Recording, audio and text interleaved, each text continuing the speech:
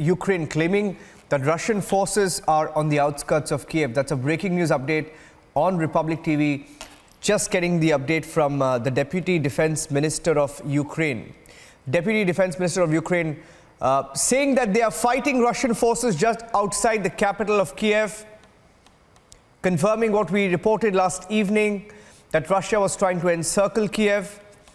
The Defense Ministry of Ukraine saying that an armored group of Russian-occupied troops tried to break through the defenses of Ukrainian troops in the area of Trohizbenko.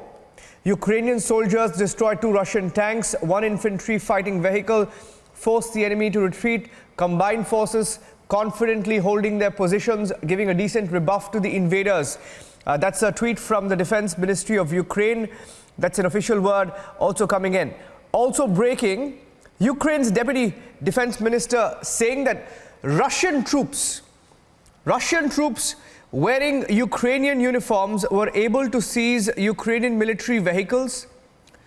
Strategy, propaganda being used to take over some of the Ukrainian military vehicles just outside of Kyiv, and saying that those vehicles were used by these Russian forces to enter Kyiv. So different war strategies being used by Russia, everything possible to enter Kyiv. And what's going to happen next? Let's go across to Major General Dhruv Katoch joining us on the broadcast, Director, India Foundation. General Katoch, the breaking news updates, several updates that we have on our end, that they're right outside of Kyiv. Some have already entered Kyiv, we are told. But confirming what we've been discussing for the last 24 hours, that the plan may have been to topple the government in Kyiv.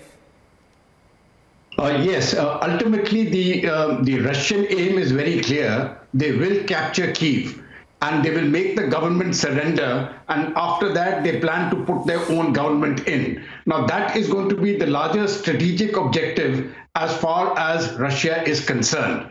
Now, how quickly will the Russian troops be able to enter Kyiv? That is something which we have to see, because Ukraine has got adequate ground troops to defend themselves. Now, how successful will they be in the absence of air power?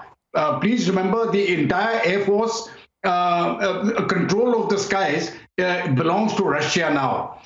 So to that extent, the Russian armed forces have got tremendous advantage. And the second aspect is cyber capability. So the Russians have got total cyber capability, and they are using cyber warfare to the maximum extent. To the extent that they have actually decommissioned the command and control centers of the Ukrainians. So now, in my own personal view, I think it is a matter of time, whether it takes 1 day or 2 days, but ultimately Kyiv will fall. And once Kyiv falls, then the government will surrender. There may be resistance in other parts, but I think they will change the government, and they will have a puppet government installed there, which will do the bidding of Russia. My colleague Amita also joining us on the broadcast. I think Aneri is joining us live. Amita, you can go across to Aneri. Right. Aneri, if you can hear me, when we are looking at many of those teams that have also been put across, there are state governments that are now getting out all the helpline numbers so that they can get in touch with maximum number of people there who are said to be stranded in Ukraine. What are you hearing from their families?